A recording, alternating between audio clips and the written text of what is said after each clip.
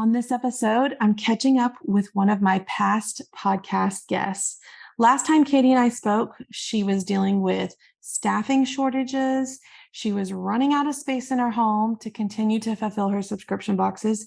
And she was really at a crossroads in her business, whether I need to shut it all down or I need to scale this thing. Here we are, 6 months later. We're going to catch up with Katie and see what's happened. Come listen.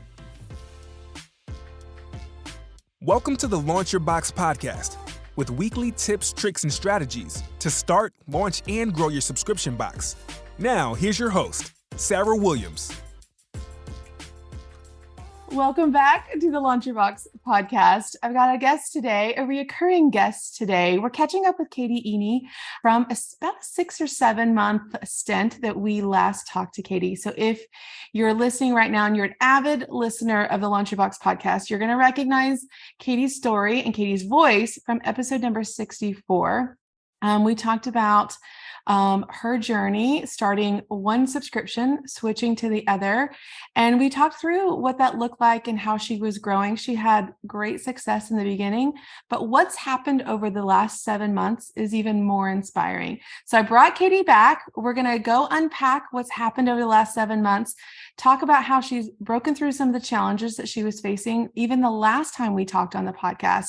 And I know that it's going to inspire you. And Katie and I were just laughing because it's literally snowing out her window. She's like, it's only like 30 degrees. And meanwhile, I'm here in Texas and just took my cardigan off because it's 83 outside. So this is where we're at this morning. Katie, why don't you say hi to everybody listening? And why don't you just tell them a little bit about the Literary Book Club? Hey, everybody. This is Katie with the Literary Book Club. We are a quarterly luxury subscription box, and we focus on collectible editions of classic books along with wrapped, page-numbered gifts to open as you read.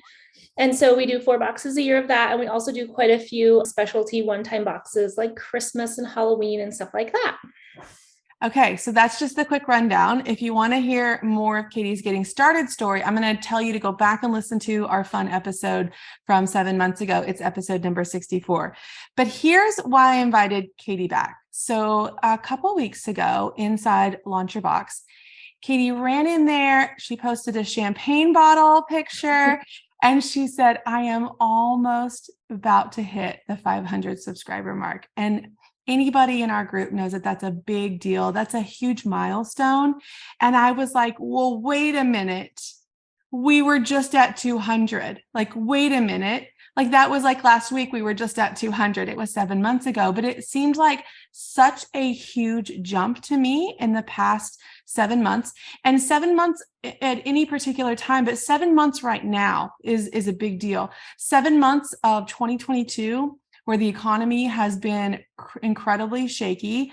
7 months in the summer months when we typically see a drop in sales. So I was like, Katie, I got to get you back on the podcast because I want to talk to you about what you've been doing over the last 7 months. And when we talked last, I know that you were having some challenges with a lot of different things. I want to talk about those challenges and then what you did to overcome them. So let's just start with the staffing issue. So when we talked back in March, you were like, yeah, Sarah, I really can't grow past this point because I can't manage any more of this myself. And I am having a really hard time finding anybody that wants to work, particularly what I do. And I'm just giving up on that. I'm comfortable at the 200 mark and I'm going to make it work and I'm going to do it myself. And I know that I encouraged you to keep looking.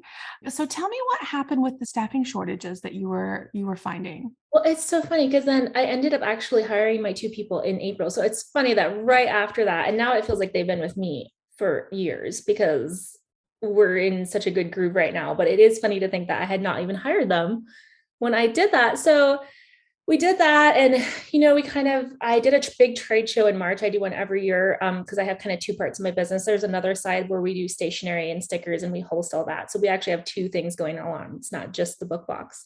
And I came home from this big trade show and I was just like so overwhelmed. And I just was like, I'm either going to scale or I'm going to quit. You were at that crossroads. Yes, And I was like at that crossroads. That's not unlike any other entrepreneurs, because there will be days like we either going to go all in or we're just giving up. Like, and you were even at a place that it was not bad. Like you had sales regularly, you had subscribers, but sometimes in our brains we just get to this point where like, I just want to throw in the towel, right? Because you get to a point where you're overwhelmed because you were doing everything in your business. Yes.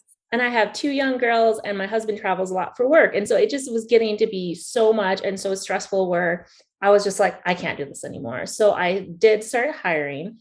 And what I did was I was like, I want people who, because it's hard to, we're in a little mountain town. So of course it's hard to hire here like it is everywhere. But I wanted to, one, speak to moms because I need to leave at 3 to get my kids off the bus because a lot of times my husband's not home and I have to get them. And so we weren't going to work traditional hours.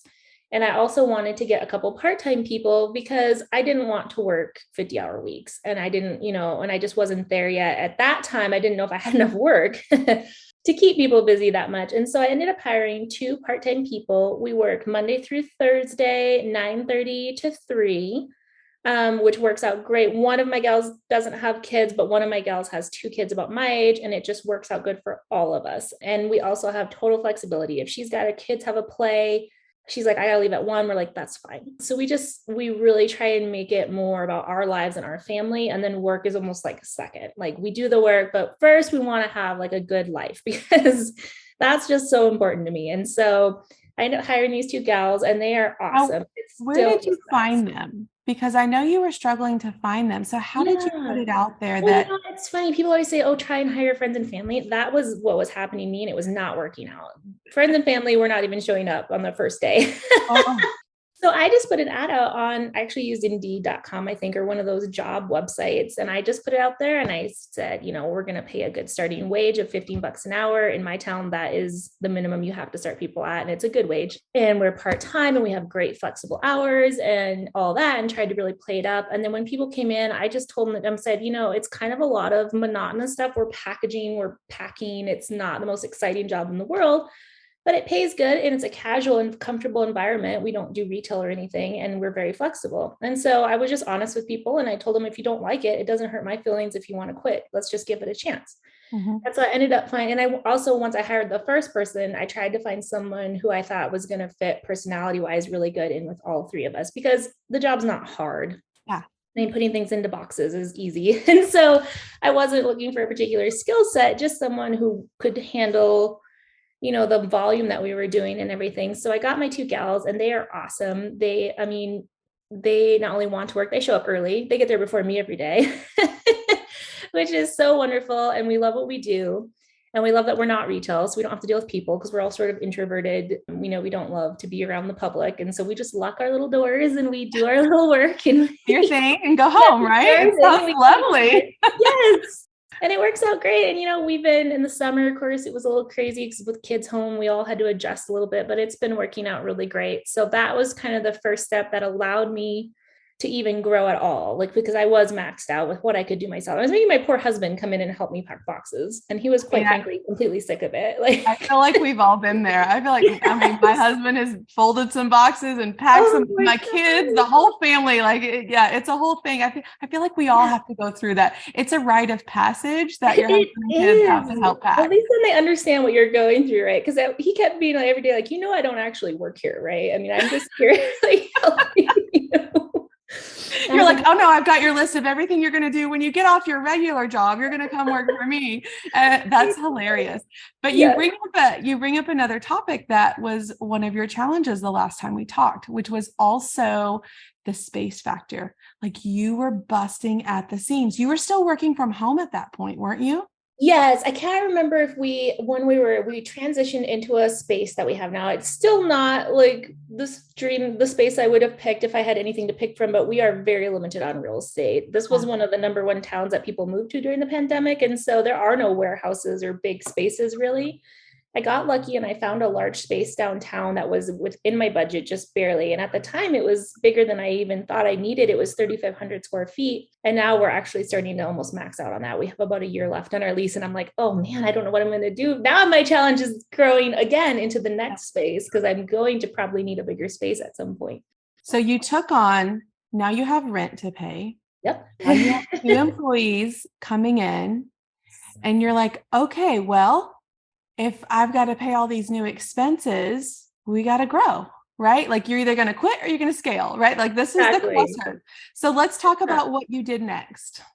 Well, and this was, of course, right after I hired them, coming off of the busiest year we ever had in 2021. Everything just kind of went, woo, and there was war and there was inflation and all these things going on.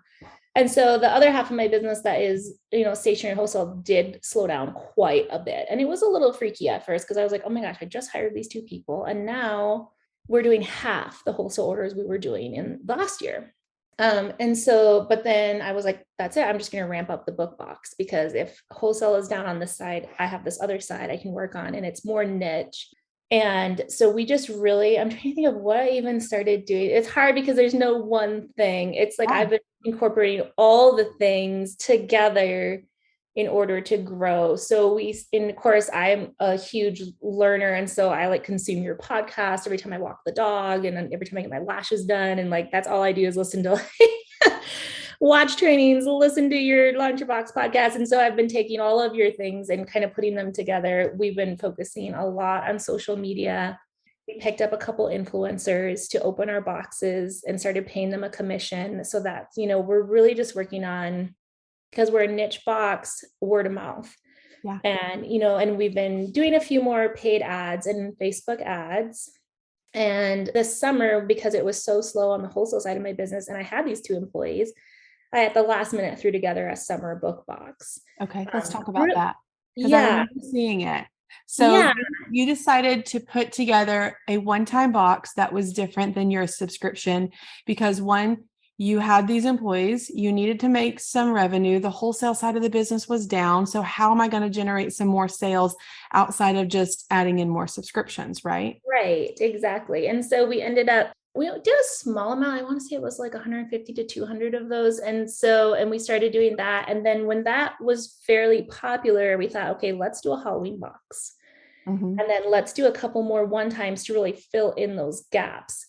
As we were doing that, we also ended up experiencing a growth in subscribers, which we didn't know. I mean, I keep telling my employees, I don't really have a baseline anymore, because you can't go back to 2019. That was pre-COVID. Mm-hmm. Life was different. And then 2020 was weird. 2021 was super weird. And now this year's weird too. And I just was like, I don't even know. It's going to take 5 to 10 years before we get a new baseline. Yes. Didn't know what to expect. And so, because I had projected trying to hit like 400 and some subscribers in December. Well, then when all of this stuff started happening, I thought, oh my gosh, I'm going to be stuck with so many boxes. Like, I'm not going to be able to hit that big number, because I just didn't think we were going to see the growth. But we just kept chugging along. We really started to push.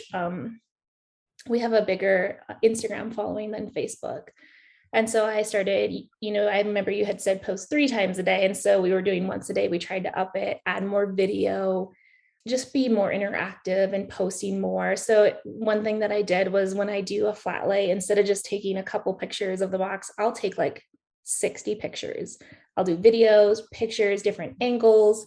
And that way I just have more content, but it doesn't feel like I'm reusing the same picture over and over again. And so that's been helpful, because then I can talk about it more and post more. Because like you said, a lot of times people just aren't seeing anything that you post when you're small.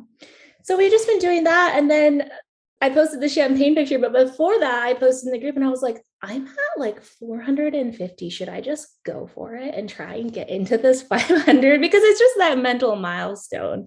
And everyone was like, yeah, go for it. And so I did. I ordered some more product and pushed those last 50 spots, and we sold them. And I was like, I can't believe that we hit it this year. We were not really trying to hit that goal until next year, but we just ended up kind of going for it. And I even told my employees, I'm like, can we pack 500 boxes like between the 3 of us? Do we have enough space? They're like, oh yeah, just go for it. I'm like, okay.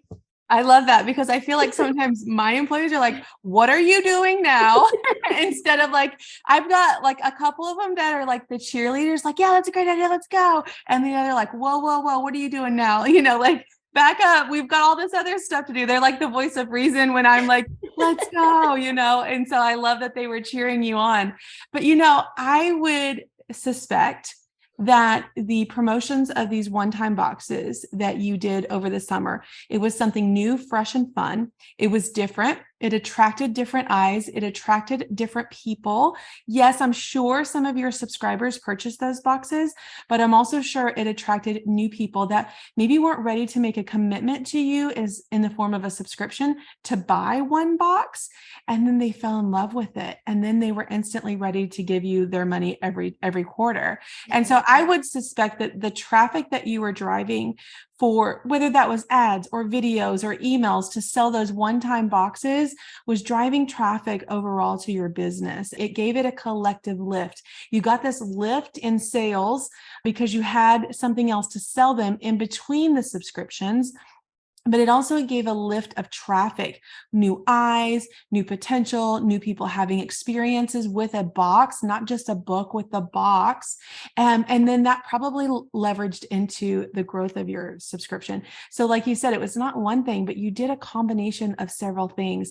And I think that's what I love the most, is that you weren't relying on, okay, this one thing is going to fix everything. I'm going to do it. It's going to be great. And then if it doesn't go well, you think you're a failure. You tried a series of different things. You were trying, I'm going to make more sales like this because the wholesale side is down. I'm going to do more video. I'm going to get more visible. I love how you said, I'm going to get more interactive, because that's what people want. They want to connect with you. And it's definitely a combination of all of those things. And so you hit the 500 mark. Yes. And I want to talk through, like, what does that mean for your business right now? We haven't actually packed the 500 boxes yet, so we're about to find out.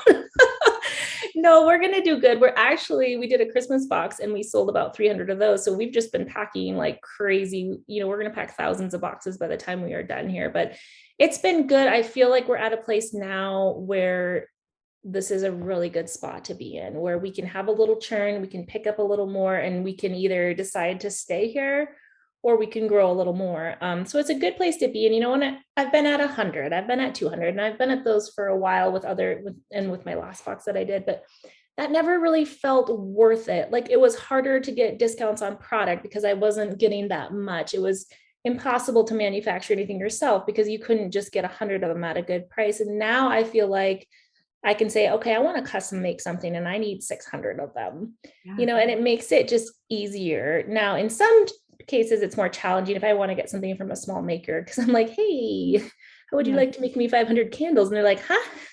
But once they figure out what you're doing and that you're not just like pulling their leg, then they're excited. But yeah, I mean, it definitely feels like a better place. It's easier to order boxes. It's just easier to order things in larger quantities.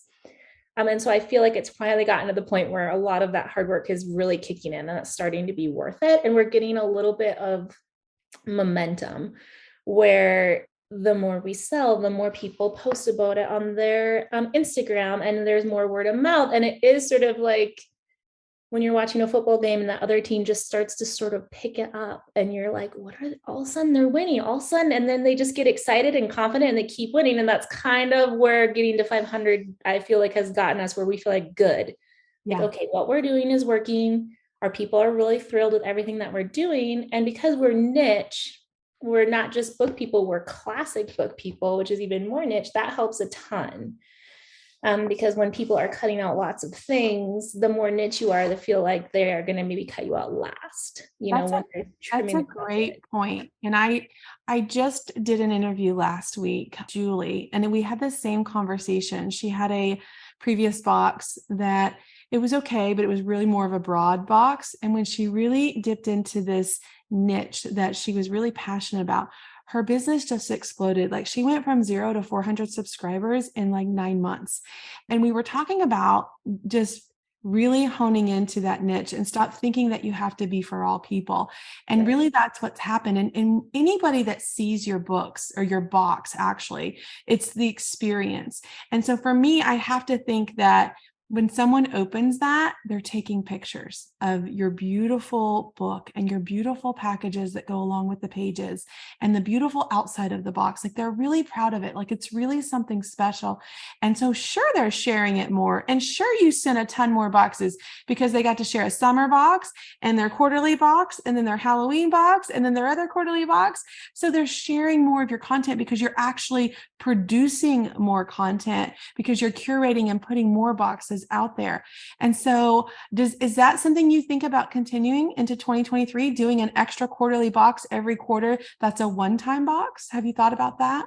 Yes, because the one times have been a lot of time. So when we do the quarterly boxes, we just have a certain number that we open up, and when they're gone, they're gone. And the wait can be long because it's quarterly. So sometimes people are waiting 3 months to get in, and I don't want them to lose interest because that is kind of a long time to be on a wait list. And so I like to have something available, like a one-time, although we do those limited too, so that they can try it out. Oh, I'll just try the Halloween box because I do that a lot with subscription boxes. Oh, I don't want to subscribe, but maybe I'll try your Christmas box. And then if I really like that, I'll try your subscription.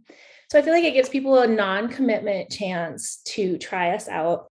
It's cheating a little bit because our one times are usually more expensive than the subscription. So they're really deluxe and they're really amazing, but the subscription is luxury too. And so it just gives them a taste of what we do. I think we are planning on doing at least 3. We want to hit Valentine's Day, Halloween, and Christmas for sure. I tend to be a little bit last minute with the one times. I'm like, oh, let's do this. Let's do a Thanksgiving box. My team's like, really? Like, what? Okay. Do you have anything planned for that? And I'm like, no. You're speaking my language. This is me this week. Hey, do you think we could throw a little mystery bag together for this week's sale? I'm like, oh, what do you want to do? I'm like, I don't know. Let's just create something brand new packaging, brand new item, new design. I'll get some stuff ordered. We'll sell it Thursday. We'll just ship it out by the end of the month. It'll be fine. And this is how we roll, right? Like yes, this is how our brains operate. Those poor people, we're like, try to hire people that are really like detail oriented and methodical. And then we're like throwing stuff at them like, hey, just do this. Don't worry about it. It'll be fine. But it's those people that can pick up that ball we throw at them and carry it onto the finish line that make or break us. We need that. And you needed that, right? When I look back at our conversation for 7 months ago, you needed that. You were at that point where I'm stuck here because I don't have any help. I'm stuck here because I don't have any space. And sometimes that's okay. If that's bringing in a good income and you like being there, I'm not telling you have to be above that. You have to be different than that. But when you're at that place where I'm either going to grow so I can get out of this rut or I'm going to shut it down, like the option, we need to grow. We need to find that one hire. If we've not been successful with hiring in the past, it doesn't mean it doesn't work. It just means we need to try again. And we need to continue to look at space because I know when things got out of my house and into another location, it brought a whole new sense of peace to me. I could be home when I was home. I could be at work when I was at work. And it wasn't all muddy all the time. Like I'm home, but the work's staring at me from the other room. It's in the hallway, in the kitchen, in the dining room, like it's everywhere. And so I think having that separation when you hit that point of like, I need some space, is okay to say this is an investment, not only for my business, but for me mentally too. Wouldn't you say that? Definitely. I mean, when it was in my house, I'd be working till midnight and I could not let it go. Like if there was something to be done, I just had to do it. Now my office is 20 minutes away. I'm not going to drive down there to take a picture of something. I'll just do it when I'm at work. And so it just helps with that workaholic. I think, anyone who runs their own business has that workaholic gene, or we would not be doing what we're doing. Yeah. It's that drive, but sometimes we need someone to save us from ourselves. And say, okay, like it's okay to take a break. So that's been really good. But oddly enough, now that I hired my gals and they really do everything that's hands-on, the packaging, the packing, the shipping, I'm amazed at how busy I am. Like I am so busy photographing, marketing, planning, budgeting, and doing all that stuff that I think, how did I ever have time to pack things into boxes? I mean, like, I don't even know how I was doing it. And I obviously was half doing all of it. Yes. You were half doing the marketing, you were half doing the big picture, you were half doing the budgeting, and any of that was getting your last few hours of the day. So you weren't able to think about how could I make this promotion promotion better? How could I do more video? How could I show up in a different way? Because you're so in the weeds with packing and shipping the dang boxes that you couldn't think big picture. And so many of our subscription box small businesses are in that exact same place, and they feel like they can't afford to hire someone, but you really can't afford not to when you're in that position. If you don't have time to work on marketing and content for your business, you don't have a business. And you're going to run yourself down, and your numbers are going to dwindle down because you're so in the weeds with the labor intensive part of the job that you're not thinking about the big picture, which is the content and the marketing of your business. And I think that's where you were like, I got to quit or I got to grow, right? Like I can't even do halfway of this and I found myself, Katie, and I don't know if this was you, but when I was still in that labor stage of the business, I was making a bunch of mistakes. I was sending boxes that were wrong. I was monogramming things that were wrong. I was shipping things to the wrong address. I was so mentally exhausted that I was making so many costly mistakes. Definitely. Oh yeah. I remember I did a December box and I forgot to put an item in for the first time ever. And it cost me probably $600 to ship out that item then after the fact individually. And that was part of I'm at a point where I'm just done. I call that the stupid tax. I made stupid tax mistakes before. I remember I was so tired one year, I spelled something wrong on a t-shirt and I had to reprint 1,800 t-shirts at my own expense. No. That's stupid tax. That's exhaustion. So, okay, let's talk through what does 2023 look like for you? I want to talk about business and personal. Like, what does this mean now for your personal life? Well, it's helped a lot in just being able, my kids are I have 7-year-old twins, and it's just a busy age. They are old enough where you would think they'd be more independent, but they're really not. And so it's just allowed me to, if we can't find childcare in the summer, I can pick up the slack. If my husband has to be out of work, I'm able to spend that time that I need with my family. And that has been huge. And also just to be present when I'm home and not just be constantly like in my office on my computer thinking, did I order that shred that I need? Do I need to go pack some more boxes? And just being able to have that separation, really the physical separation that the office is over there and my home is here, has been so nice. And who knows what 2023 is going to bring? Us small business owners have been through the ringer the last few years. I don't even know what to predict, but I always tell my employees, we are going to keep chugging along. We love our people. We have a small but devoted group of buyers who really like what we're putting out. And the more classic books they read that they've never read before and really enjoy, the more excited they are to get the next one. And we're building on that. And then we are going into trying to be more creative in this time too. Like I was really inspired by we always talk about make it giftable. Yeah. And so we had a lot of things sitting in our marketplace. You always have a couple extra items that you list later individually on your website. So because we were sold out of a lot of things, I started putting together little gift sets where I would take a book and maybe 3 things that kind of went with it and package them really beautifully and price them as a giftable gift set. And they have been really popular, and we're able to reduce a little bit of inventory in this busy time, but make it so people can it's giftable, it's done. It's already wrapped for you from us. It is like ready to go, or you can just treat yourself with it too. And so we've been trying to just get really creative.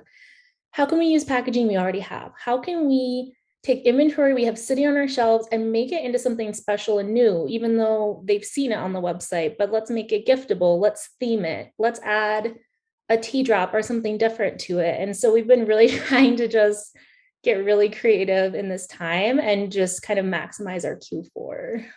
It's really smart, Katie. It's really smart because you already have the inventory. You already have the raving fans that want to buy things, and now they're looking for things for other people. So even if they have that book because they're a subscriber or whatever, they can now gift it to someone else. It's really smart to just take a look, work with what you have, and continue to make progress with that. So you're making progress with your cash flow, you're making progress with liquidating your inventory, you're making progress because you have these loyal customers that are coming back and buying more and more. So you're increasing your revenue.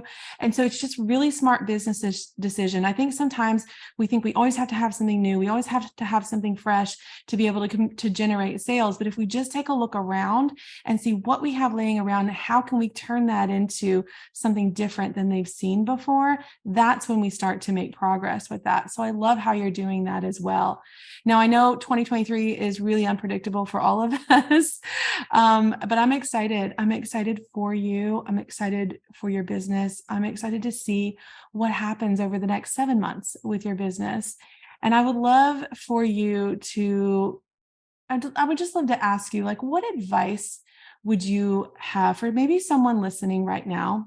I want you to think back to Katie with 100 subscribers. And maybe I've had 100 subscribers for a while, and I feel like I can't afford to hire anyone, and my space is complicated, and I'm kind of stuck at this 100 subscriber mark. What advice would you give someone that's in that stage right now? I would say that, because I've been in that stage. I was in that stage with my old box, Wildflower Club, which I loved doing that box, but it was more general. It was like a lifestyle type box. I would say, is your audience at all interacting with you? Are they because with that box, no one would ever say a word. I would send emails, I wouldn't get a response. I'd post, no one would ever watch my lives. And now that I'm doing this book box and it's very niche, and I'm a book nerd myself, so it's very up my alley, but I get so much feedback and conversation and interested, active people that I love it.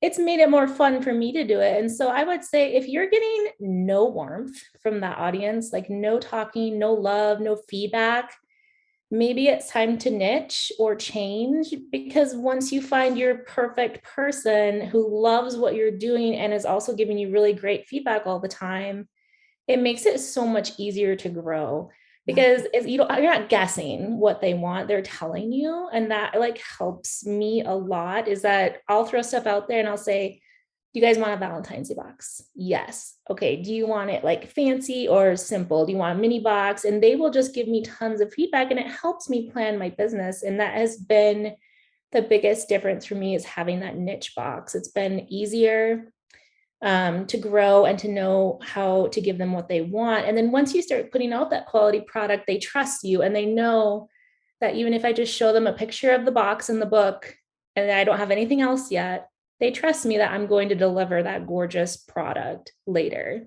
Yeah. And so building that kind of relationship is something you can do in a niche box. And then they trust you to give them something that they're going to love. And that just makes life so much easier. So finding that perfect person, I think, to me, is the biggest thing that's helped me grow. Okay. And then one more question for you. If someone is sitting here listening to your story and they're like, this is me, but they're afraid to make that first hire, what advice would you have for them to kind of get over that hump when they're thinking about hiring someone? Well, I think that you just have to, or you have to quit. I mean, you do reach that point where, unless you want to do it in your basement part-time, which, like you said, is fine, you just have to. And if it's something you're really passionate about, you don't really want to quit. You want to keep going. And so I would just say hire someone part-time, because that's what I did. I didn't feel ready to hire full-time people and explore the whole world of like health insurance and full-time stuff. That felt too overwhelming. So I hired 2 part-time people instead, which is the equivalent of 1 full-time, but it just felt easier and more manageable. Mm-hmm. And it's also nice because I didn't want to have one person stuck working if I had to be gone with my kids or something. So I wanted to make sure I had at least 2 people to work together, because just working together is just easier. Nobody wants to work alone. So I would just say, just try getting 1 or 2 part-time people to work with you, even just a couple days a week, and see how much more you can do. And it doesn't have to be forever. You could even start with a seasonal Christmas employee. Yep. A lot of people are looking to pick up money in the holidays. Yeah. And then once you see what you can do, you'll be so excited that you'll either keep that person or find someone else, because it really is amazing what you can do when you have that help and you can let your creative brain just go. Yep. And you can do your stuff. You can step into that role of owning the business and not being the labor in your business. Yes. Exactly. Katie, it was so amazing to catch back up with you. We're going to have to do this again, I'm sure, in 6 months or a year. But in the meantime, if we have those classic book lovers listening today, where can they find you? Yeah, it's theliterarybookclub.com. And on Instagram, we are at the Literary Book Club box. And there's lots of info on both of those places for them. And we will add that to the show notes so that you can find Katie easily. And then we'll be back next week for another great episode. If the idea of creating a subscription box is swirling around in your head, I encourage you to head over to launchyourboxwithsarah.com, get on our waitlist, and grab some of our free downloads to help you get started. That's launchyourboxwithsarah.com.